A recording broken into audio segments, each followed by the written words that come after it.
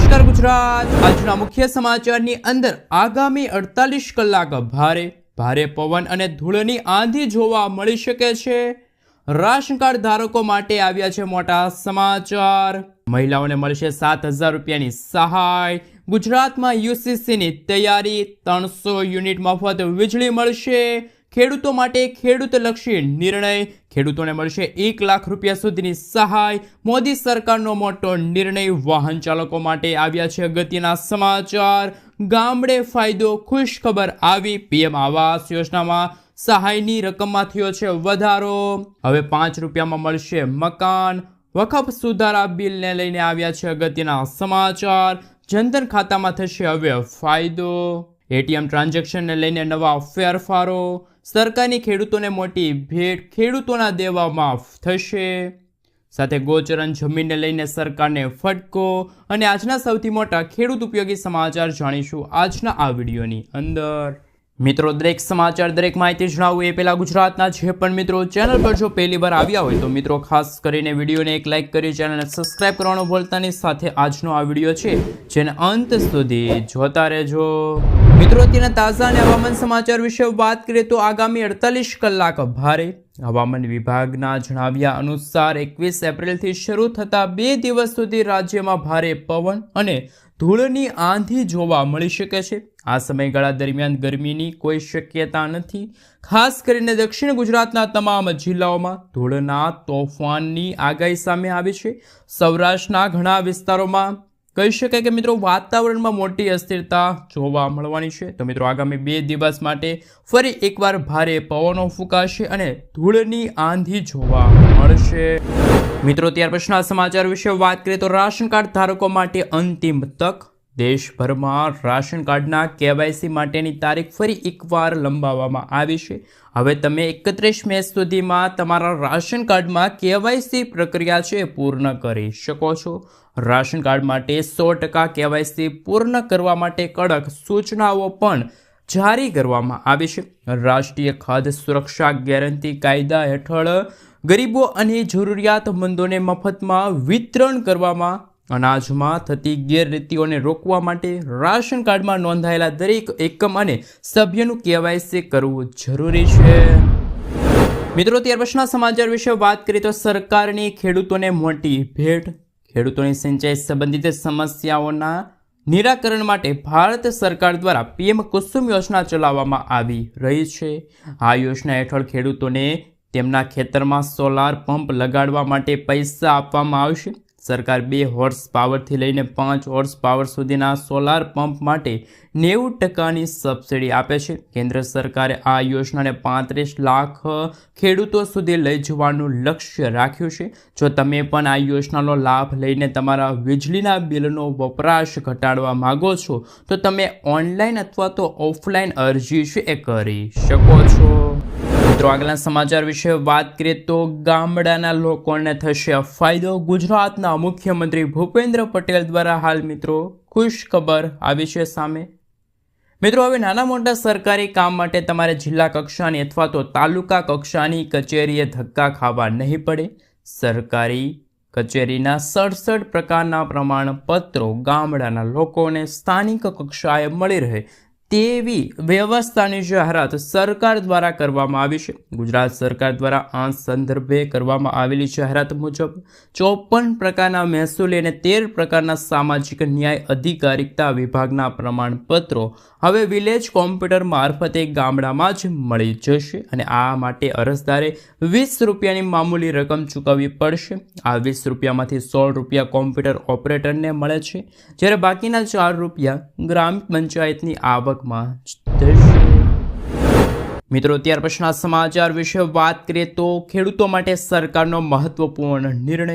ગુજરાત સરકારના કૃષિ સહકાર વિભાગ દ્વારા લેવામાં આવેલા આ નિર્ણય અનુસાર હવે યોજનાઓની સહાય જિલ્લા મધ્યસ્થ સહકારી બેંકમાં જમા કરવામાં આવશે।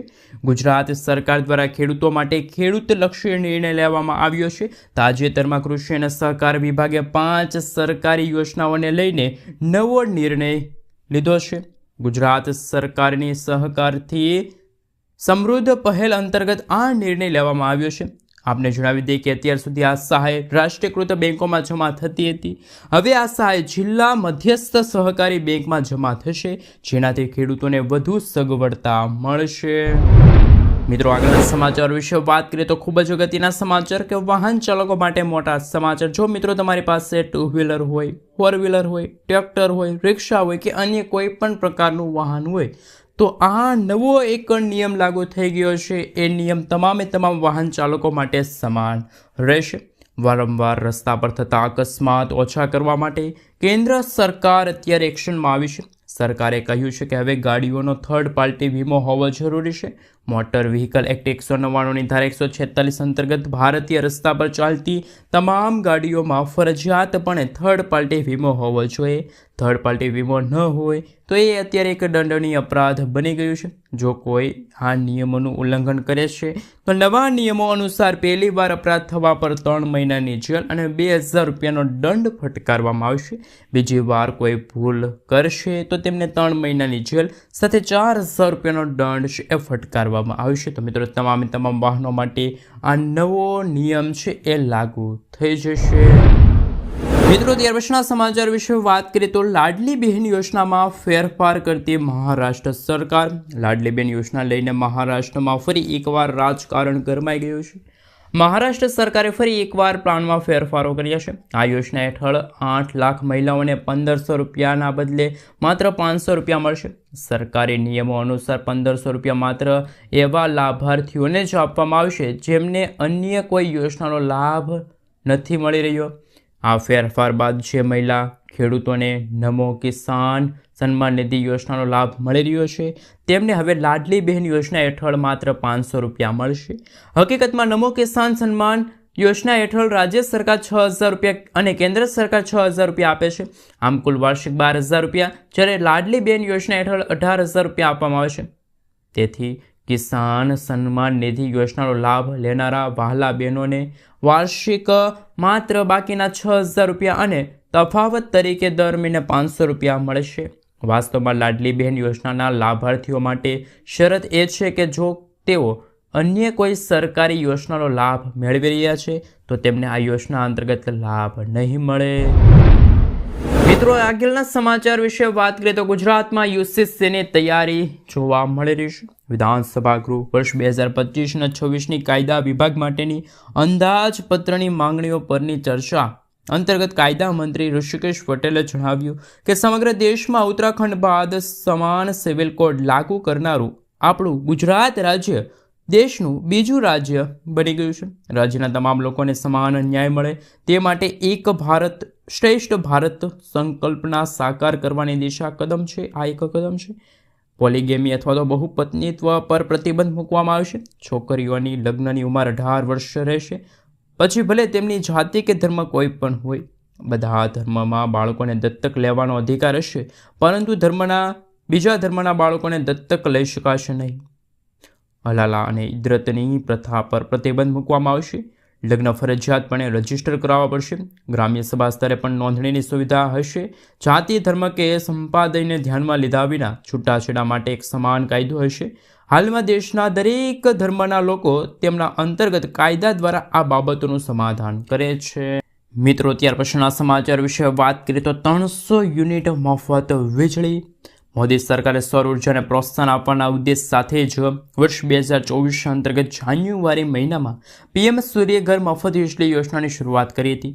સરકારે સોમવારે પીએમ સૂર્યઘર મફત વીજળી યોજના હેઠળ મોડેલ સોલાર વિલેજના અમલીકરણ માટે કેટલીક માર્ગદર્શિકાઓ જારી કરી છે.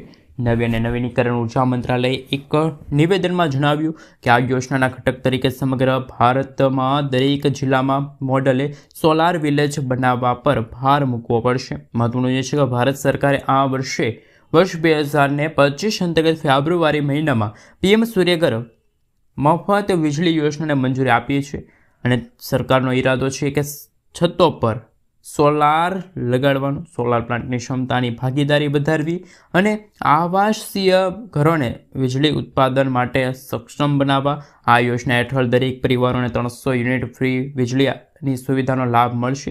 આ સિવાય યોજનામાં સોલાર સિસ્ટમ પર સરકાર દ્વારા 30,000થી લઈને 78,000 રૂપિયા સુધીની સબસિડી આપવામાં આવે છે।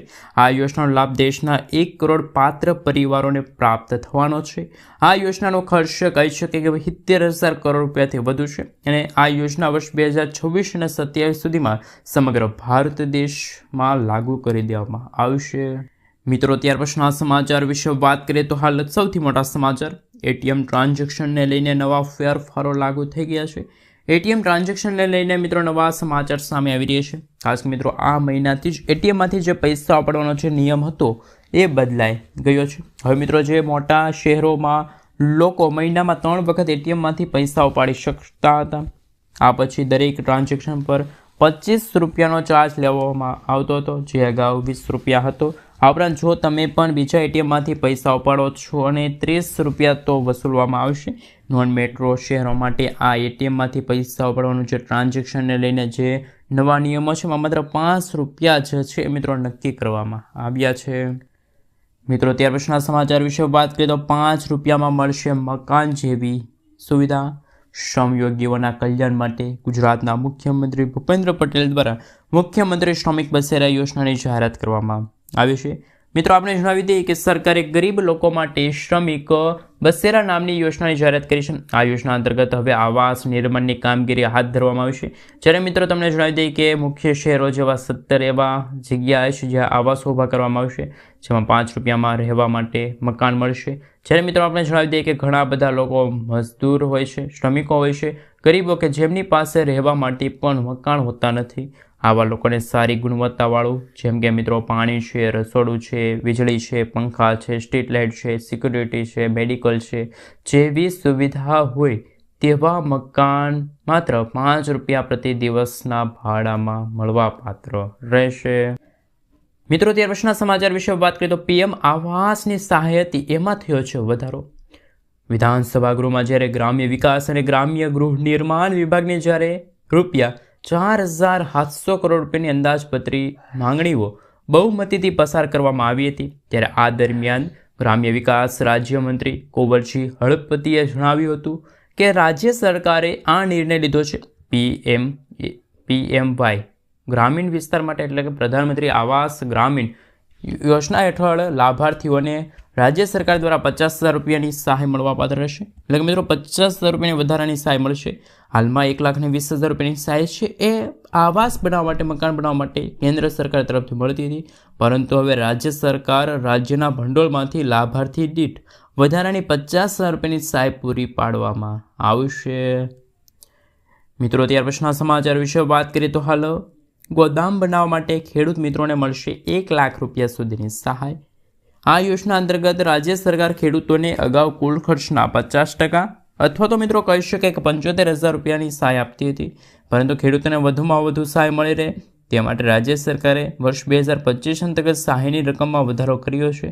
હવે સ્ટ્રક્ચર બનાવવા માટે ખેડૂતોને આ યોજના હેઠળ કુલ ખર્ચના 50% અથવા તો 1 લાખ રૂપિયા બેમાંથી જે ઓછું હોય એ સહાય અંતર્ગત મળશે।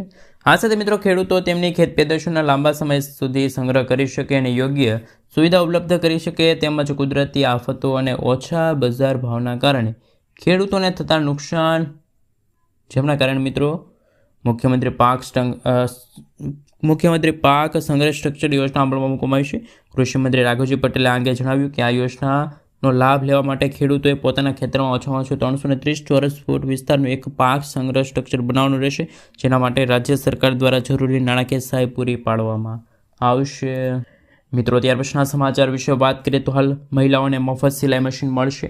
ગુજરાત સરકાર તમને આપશે, મહિલાઓને આપશે ફ્રી સિલાઈ મશીન।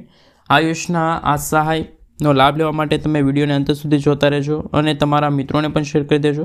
મિત્રો, ફ્રી સિલાઈ મશીન યોજના અંતર્ગત કન્યાઓને આ યોજના અંતર્ગત લાભ મળે છે। આ સહાય યોજનાનો લાભ લેવા માટે તમારે એક ઓનલાઈન ફોર્મ ભરવાનું રહેશે। ઓનલાઈન ફોર્મ ભરતી વખતે આધાર કાર્ડ છે, પાન કાર્ડ છે, રાશન કાર્ડ છે, પાસબુક છે, જન્મ તારીખ છે, તેમનો દાખલો જોશે, તમામ ડોક્યુમેન્ટની જરૂર પડશે। 10 થી 15 દિવસમાં તમે કરેલી અરજી જ્યારે એપ્રુવલ થઈ જશે ત્યારે જ નામ તમારું આવી જશે, અરજી તમે કરી શકો છો। મફત સિલાઈ મશીન આપવામાં આવશે અને હાલમાં યોજના હેઠળ ફોર્મ ભરવાના શરૂ પણ થઈ ગયા છે। મિત્રો ત્યાર પછીના સમાચાર વિશે વાત કરીએ તો ખેડૂત મિત્રોને મળશે હવે પશુ કિસાન ક્રેડિટ કાર્ડ અંતર્ગત ભેંસ દીઠ 60,000 અને ગાય દીઠ 40,000 રૂપિયાની સહાય. એનિમલ ક્રેડિટ કાર્ડને લઈને આવી અગત્યના સમાચાર વર્ષ 2025માં જાહેરાત કરવામાં આવ્યું છે.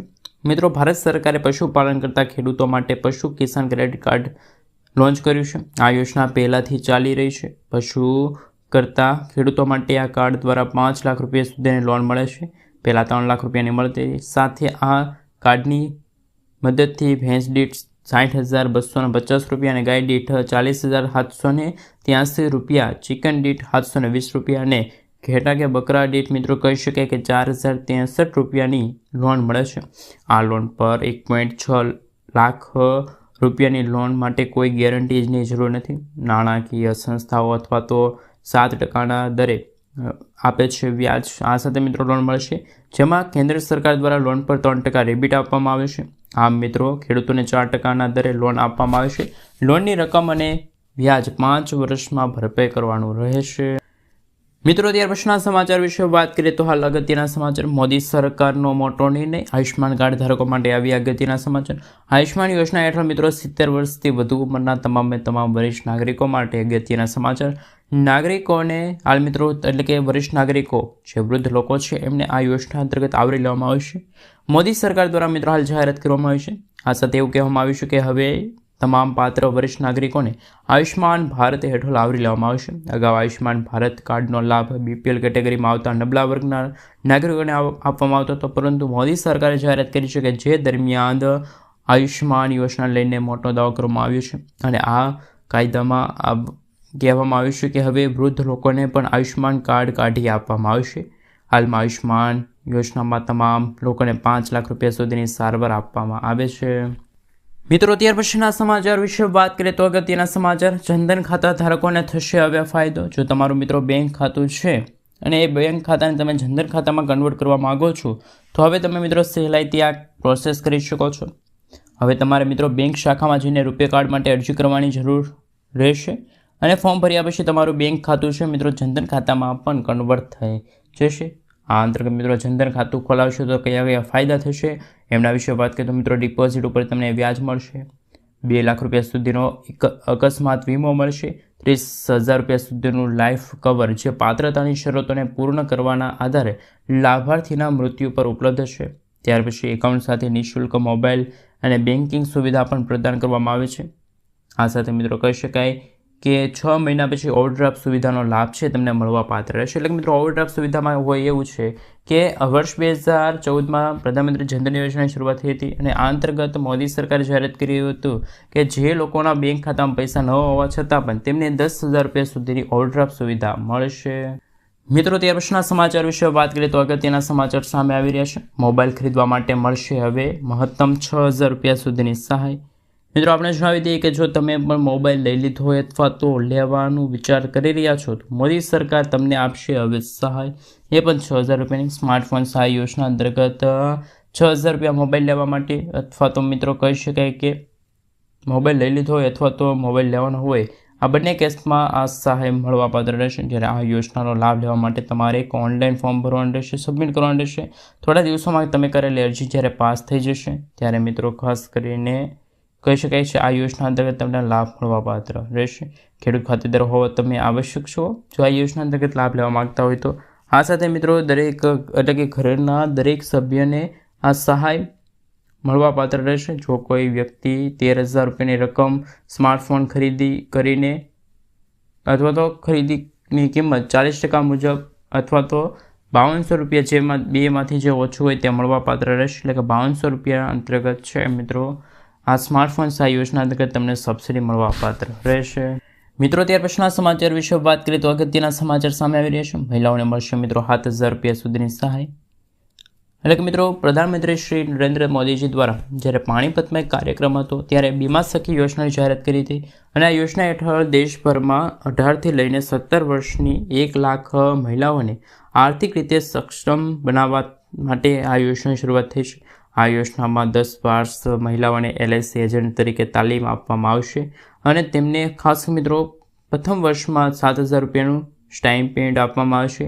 ત્યાર પછી બીજા વર્ષમાં મિત્રો ખાસ કરીને 6,000 રૂપિયા અને ત્રીજા વર્ષમાં 5,000 રૂપિયા સુધીનું માસિક સ્ટાઇપેન્ડ આપવામાં આવશે. જ્યારે આ યોજનાનો મુખ્ય ઉદ્દેશ મહિલાઓને આત્મનિર્ભર બનાવવા અને નાણાકીય સેવાને પ્રોત્સાહન આપવાનો છે.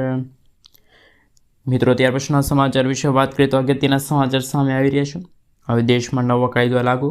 લગભગ 12 કલાકની ગરમાગરમ જ્યારે ચર્ચા હતી ત્યારે લોકસભામાં વકફ સુધારા બિલ વર્ષ 2025 પસાર થઈ ગયું અને આ બિલ રાજ્યસભામાં રજૂ થયું છે અને આજે જ તે પસાર થઈ જશે. પરંતુ મિત્રો જો વાત કરીએ તો વકફ બિલ મિલકતોમાં સંચાલન અને નિયમોમાં પણ સુધારા લાવશે.